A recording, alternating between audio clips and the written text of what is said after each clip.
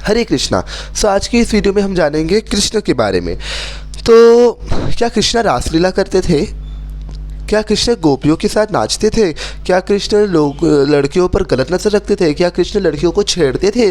क्या कृष्ण ये नॉनवेज खाते थे? क्या कृष्ण नॉनवेज खाते थे और साथ में क्या कृष्ण दूसरी औरतों के साथ मतलब पराई औरतों के साथ गलत व्यवहार करते थे? क्या कृष्ण ने भगवद गीता में जो ज्ञान दिया अर्जुन को वो सब झूठ था? क्या कृष्ण नकली है? क्या कृष्ण सीरियसली एक इंसान थे? कृष्ण विष्णु के अवतार नहीं है, विष्णु भी कृष्ण का अवतार नहीं। ये पूरा सनातन धर्म ही कंफ्यूजिंग है यार। I am done of it. Krishna पूरा सनातन धर्म ही कंफ्यूज है। तुम लोग तो इतने सारे देवी देवताओं की पूजा करते हो, तुम लोग तो 33 करोड़ तो तुम लोग के देवी देवता है। किस किस को पूजा करोगे? किस किस को थैंक्स बोलोगे तुम खाना खाने से पहले?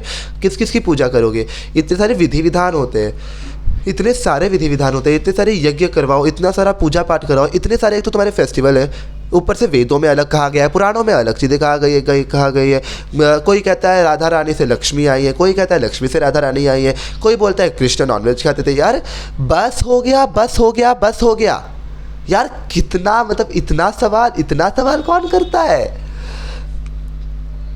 तो देखो भाई, जहाँ तक मेरी नॉलेज है, ठीक है, जहाँ तक मेरी नॉलेज है, कृष्ण नॉनवेज, चलो हम लोग एक एक करके एक एक टॉपिक के बारे में आज हम बात करेंगे। तो लेट्स स्टार्ट। तो सबसे पहले हम ये टॉपिक उठाते हैं कि क्या कृष्ण नॉनवेज खाते थे? तो भाई देखो, इसका सीधा सीधा फंडा है। जो लोग तुम्हें बोलते हैं कि कृष्ण नॉनवेज खाते, उनको सीधा सीधा बोलो कि तुमको भाई दूर से हम प्रणाम करें, तुम अपनी भक्ति में रहो, मैं अपनी भक्ति में रहूँगा, तुम अपना काम करो, मैं अपना काम करता हूँ, राधे राधे। तो जो लोग कृष्ण के बारे में ऐसा कहते कि कृष्ण नॉनवेज खाते थे, तो उनके लिए मैं ये वीडियो, उनके लिए ये बात है, तो ध्यान से सुनो। तो देखो, श्री कृष्ण नॉनवेज कैसे खा सकते भाई? मुझे कोई ये बता दो पहले। श्री कृष्ण ने तो स्वयं कहा है ना भगवद गीता में कि मुझे क्या अर्पित करो, मुझे अर्थात कृष्ण को क्या अर्पित करो? फलम पुष्पम पत्रम। क्या उन्होंने कहीं भी ऐसा कहा कि उन्हें नॉनवेज भोग लगाओ, उनको मांस भोग लगाओ, उनको अंडा भोग लगाओ, उनको नॉनवेज या फिर मीट भोग लगाओ? क्या उन्होंने ऐसा कहीं कहा है? मतलब नॉनवेज का जिक्र, नॉनवेज में कुछ भी आता है, फिश हो गया या फिर कुछ भी हो गया, कुछ भी हो, कहीं भी भगवद गीता में ये लिखा है कृष्ण ने कि मुझे नॉनवेज भोग लगाओ? नहीं, कृष्ण ने सीधा कहा है फलम पुष्पम पत्रम, 3 चीज़ें खुद भी खाओ, मुझे भी भोग लगाओ और पुण्य कमाओ। भोग लगाने से भी पुण्य लगता है, जिनको नहीं पता है बता दूँ। तो देखो भाई, नॉनवेज नहीं खाते थे। देखो मैं एक चीज़ क्लियर कर दूँ कि कृष्ण आए थे त्रेता युग में, ठीक है। और त्रेता युग में, अब लोग बोलेंगे त्रेता युग में भी तो राजा महाराजा हुआ करते थे, राजा महाराजा भी तो जाते थे हिरण का शिकार करने के लिए।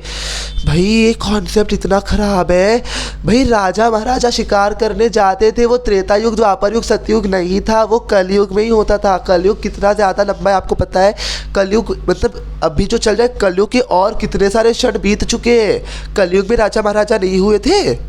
राजा महाराजा नहीं थे क्या कलयुग में? हाँ, क्या एंसेस्टर्स और आदिवासी नहीं जाते थे शिकार करने? बताओ, कलयुग में भी तो होता था ना। ये सब कलयुग में ही होता है, द्वापर युग, त्रेता युग, सतयुग में नहीं हुआ है ये सब। और देखो, जब ये जो 3 युग है ना, त्रेता, द्वापर और सतयुग, मैं सीधा सीधा ये फंडा क्लियर कर देना चाहता हूँ कि ये तीनों युग में लोग सात्विक आहार करते थे। लहसुन कांदा का जन्म हुआ ही नहीं था, नहीं हुआ था। अब लोग बोलेंगे समुद्र मंथन में तो हुआ था सतयुग में, लेकिन त्रेता युग और द्वापर युग में लोगों को इतनी समझ थी कि लहसुन कांदा नहीं खाना है और ना ही उसकी खेती करनी है। भाई तुम लोग थोड़ा सेंस लगा के तो बात करो यार।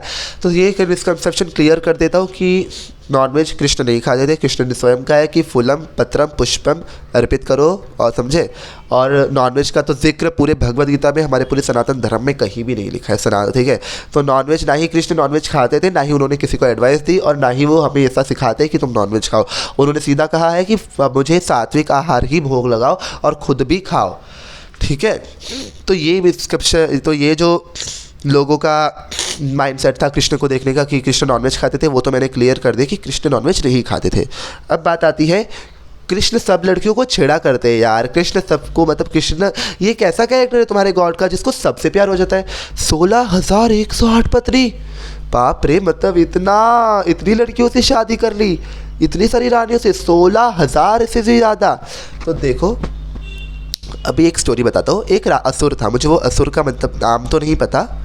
तो असुर ने ना 16,108 पत्नियों को, शायद स्वर्ग की अप्सराएँ थी वो, उनको किडनैप किया, उनको बंदी बनाया ताकि वो उनसे विवाह कर सके ज़बरदस्ती और उनसे, और मतलब अभी देखो ये भी सीधा फंडा बताता हूँ। अभी जो असुर था उसका नाम तो मुझे पता नहीं, तो वो असुर ने क्या किया, जो 16,108 पत्नियाँ थी उनको बंदी बनाया। अब उन्होंने 16,108 पत्नियों से बंदी बनाया उनको, तो उनके साथ विवाह करेगा तो उसको उन 16,108 पत्नियों से और बच्चे होंगे, तो उसका राक्षस कुल बढ़ेगा। तो किडनैप किया था इन द सेंस, तो जब उस असुर ने उसको किडनैप किया था तो कृष्ण आए थे उसे बचाने, उन रानियों को बचाने आए थे कृष्ण। और अब जो स्त्रियाँ थी उन स्त्रियों का चरित्र पलीर हो चुका था, क्योंकि असुर के साथ थे वो।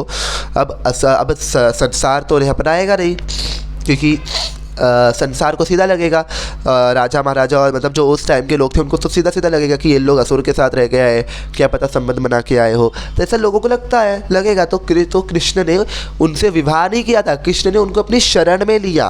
और उन रानियों ने कृष्ण से मतलब प्रार्थना की कि हे प्रभु, हमें ये जग नहीं अपनाने वाला है, अब आप ही हमें अपनाइए और आप हमें अपनी रानियों के क्या रूप में स्वीकार कीजिए। And you will not believe, आप बिलीव नहीं करोगे, 16,108 रानियों के साथ जब उन्होंने विवाह किया तो वो अलग अलग कक्ष में रहती थी सभी रानियाँ, उतना बड़ा उनका महल था। और अलग अलग कक्ष में 16,000, एक रानी का एक कक्ष अलग अलग, और हर एक रानी के साथ कृष्ण जी एक ही टाइम पे एक साथ रहते थे, समझे। तो ये मिसकंसेप्शन हटा दो कि कृष्ण को सबसे प्यार था, प्यार नहीं था, प्यार केवल राधा से था, सिर्फ राधा रानी से था, समझे।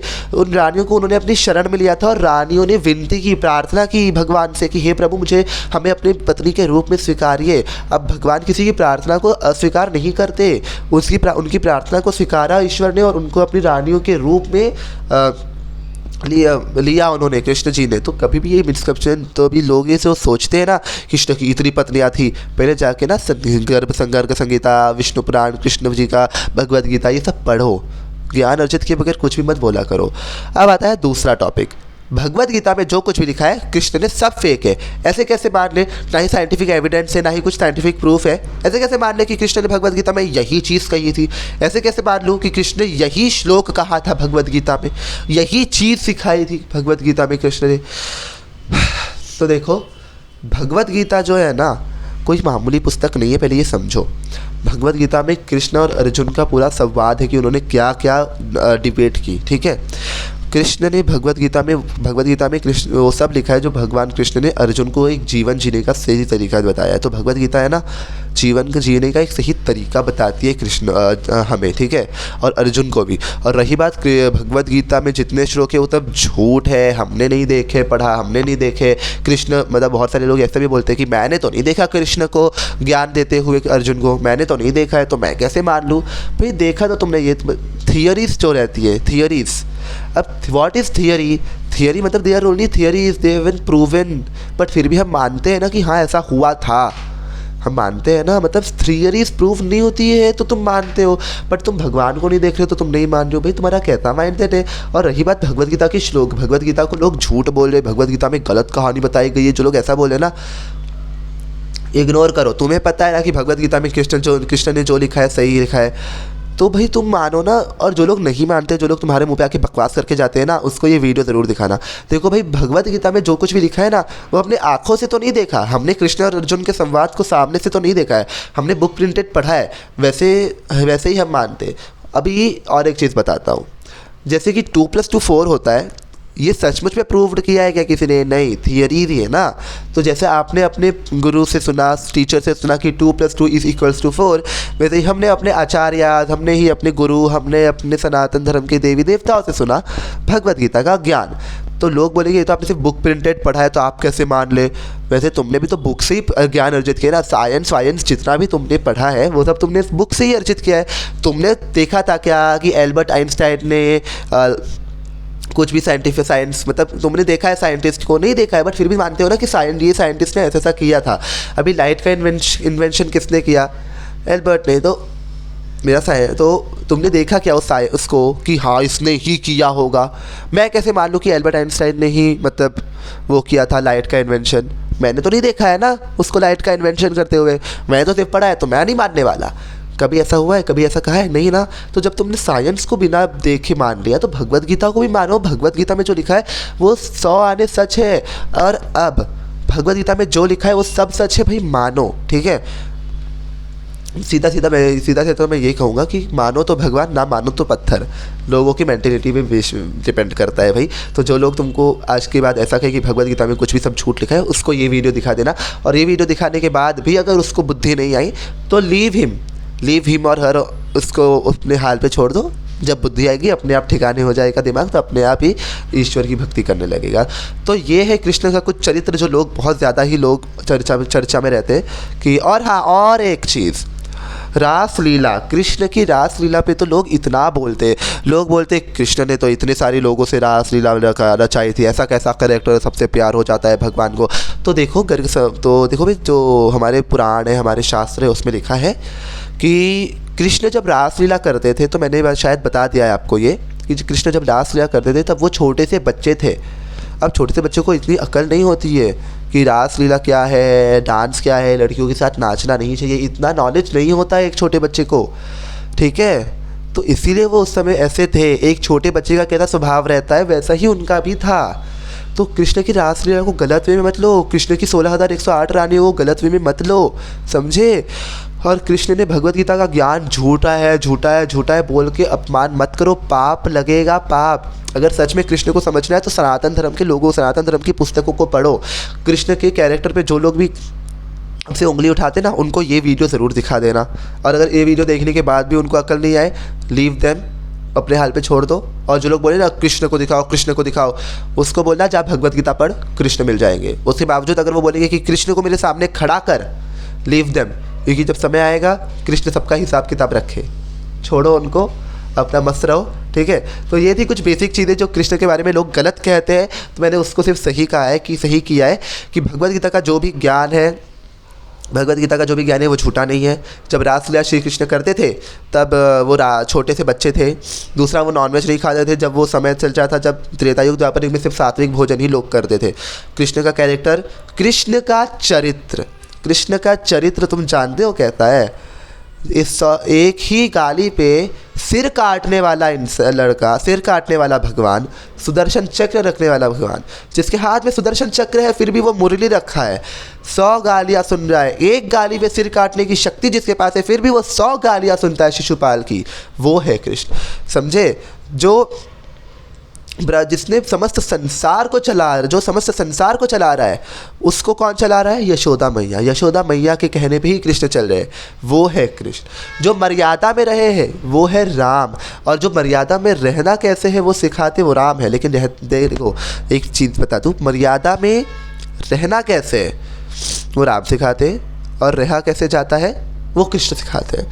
तो कृष्ण के कैरेक्टर पे कोई जाना मत। कृष्ण का कैरेक्टर जैसे ना कोई नहीं बना सकता। कृष्ण ने आज तक कृष्ण के जीवन से कितना कुछ छूट गया, लेकिन क्या नहीं छूटी, उनकी केवल मुस्कान नहीं छूटी। और हम लोग आज छोटी छोटी चीज़ों पे रोने लगते हैं। कृष्ण का कैरेक्टर कैसा था बता देता हूँ। 100 गाली सुनने के बावजूद हाथ में मुरली रखा वो कृष्ण है, जिसने द्रौपदी का वस्त्र हरण छुपाया, मतलब जिसने द्रौपदी का वस्त्र हरण होने से बचाया, उसके बावजूद महाभारत जैसा युद्ध हुआ। स्त्री की लाज बचाई फिर भी महाभारत हो गया, और महाभारत होने के बावजूद जब पांडवों को विजय दिलाई तो भी कृष्ण को श्राप मिला। श्राप मिलने के बाद द्वारिका नगरी उनकी डूब गई पानी में, पूरे का पूरा राज्य भस्म हो गया, फिर भी उनकी मुस्कान नहीं गई। इतना सब कुछ हो गया कृष्ण के लाइफ में, उनकी मुस्कान नहीं गई। उनकी प्रेमिका राधा रानी तक उनसे छूट गई, लेकिन उनकी मुस्कान उनके चेहरे से नहीं गई, सकारात्मकता नहीं गई। तो ये है कृष्ण का कैरेक्टर। तो ये है कुछ चीज़ें कृष्ण के बारे में जो मैंने आज इस वीडियो में बता दी है आप लोगों को। तो आगे से अगर कोई अगर आप कृष्ण भक्त हो और आपकी कृष्ण के बारे में अगर कोई कुछ गलत कहे तो ये वीडियो उसको शेयर कर देना, ठीक है। तो इस वीडियो को यहीं पे ख़त्म करते हैं। वीडियो कैसी लगी कमेंट सेक्शन में बताओ। वीडियो अच्छी लगी तो लाइक कर दो, चैनल पर नहीं तो सब्सक्राइब कर दो। मिलते हैं नेक्स्ट वीडियो में। राधे राधे।